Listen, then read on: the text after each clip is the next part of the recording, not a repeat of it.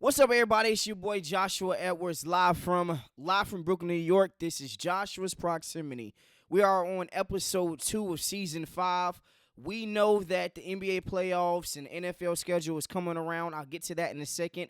But I just want to take just a moment of appreciation, or just to show a moment of appreciation to all the mothers out there. Happy Mother's Day to you. Happy Mother's Day to my beautiful wife, my mother-in-law, my mother, obviously, my grandmother, and any other woman that has impacted me in a positively way. Just want to say happy Mother's Day to you all. Happy Mother's Day to your family and friends. And let's go ahead and jump right into it.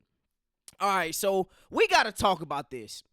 The NBA playoffs is currently going on. We know that the Knicks stormed out to a commanding 2-0 lead against the Boston Celtics. Now, currently speaking, they're up 2-1 in a pivotal Game 4 for tonight's game here in New York City. Also, you got another game later on between the Minnesota Timberwolves versus the Golden State Warriors. But I'm here to talk about the New York Knicks. We got to start holding Karl Anthony Towns accountable.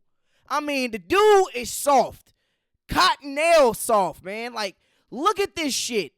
I'm tired of seeing him always looking for certain calls and he's doing this before Jason Tatum is even touching him right now. When I went to the game this past season against the Phoenix Suns, Karl Anthony Towns should have dominated that game. Now, this was a game where Jalen Brunson was coming off of his ankle injury. He really wasn't too involved.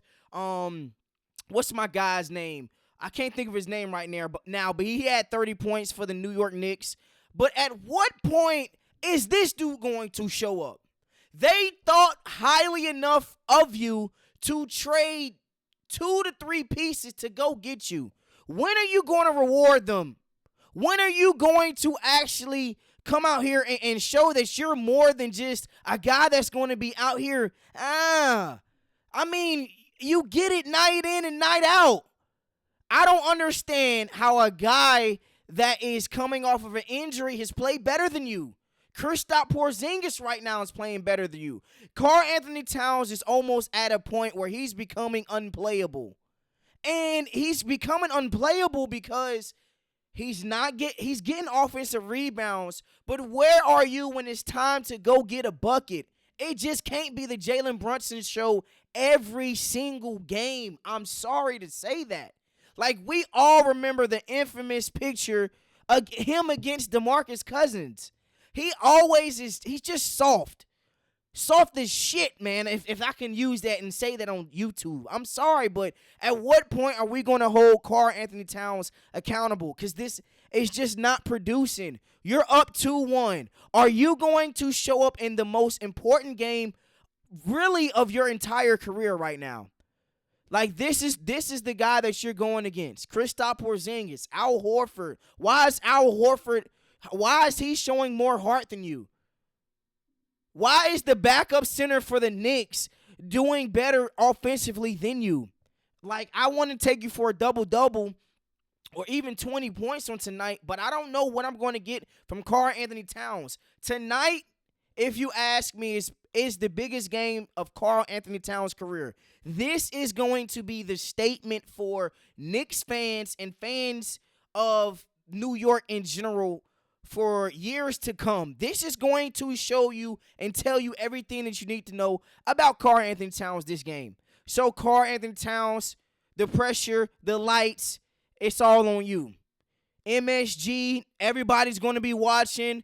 The watch party. I might even make my way downtown, down to Madison Square Garden just to see this game. The lights is bright, and how are you going to respond? But let's just transition just a little bit. So, I have a problem with the NFL when it comes to their scheduling. Now, the first opening game that's on this schedule is the Philadelphia Eagles versus the Dallas Cowboys. Now, I'll be real with you. I did not expect that.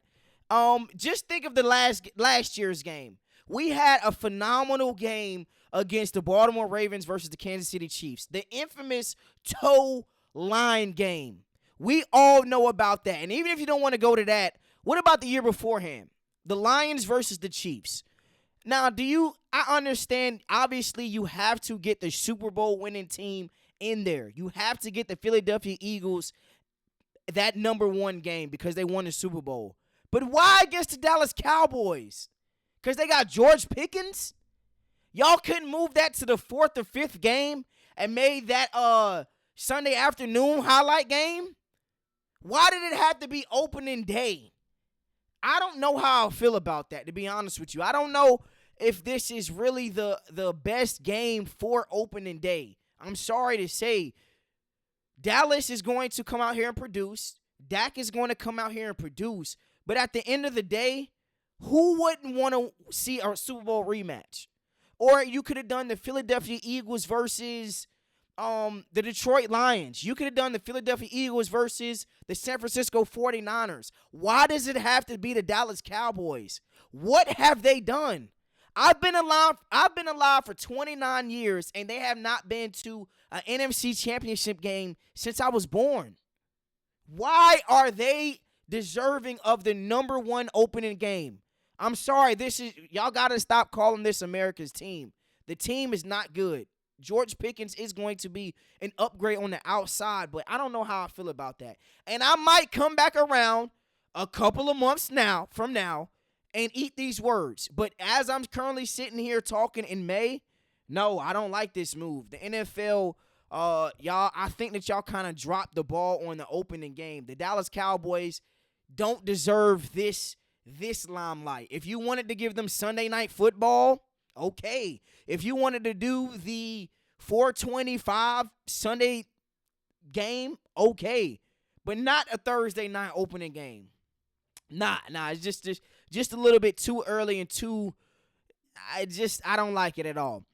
Now, with that being said, you guys gonna have to turn your head to the right or to the left, however you're looking at this. But here are some bets currently speaking. So the Dallas Cowboys are opening up as a -6.5 or a +6.5 dogs right now. So you're telling me you're going to have the opening game against a team that is a touchdown underdog?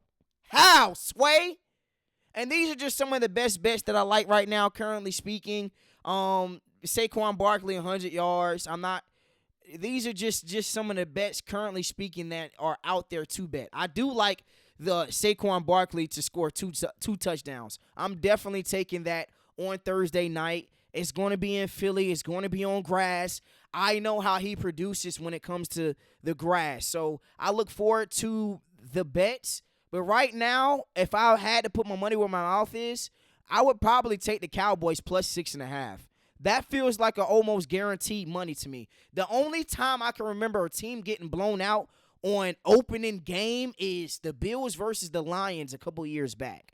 And that was 33-10, but I mean, we kind of didn't know exactly what to expect from the Rams during that time point. But yeah, that's just some of the bets that I like. Here's also some more bets that I like season-wise. DK Metcalf right now, over 950 yards. Take that, man. If George Pickens is a guy that is able to get 1,000 yards, you need to take this bet. And then the same with Devontae Adams. Devontae Adams is going to have over 1,000 yards. Cooper Kupp last year had over 700 yards, but he's not nearly as healthy as Devontae Adams. So the Devontae Adams trade, bet right now, -114, take it. The DK Metcalf, -114, take it. Over on both. So that's just kind of just where I'm at currently speaking. The NFL schedule officially releases on Wednesday, so stay tuned. We're going to be dropping some more episodes. And Josh's Proximity, we out, baby.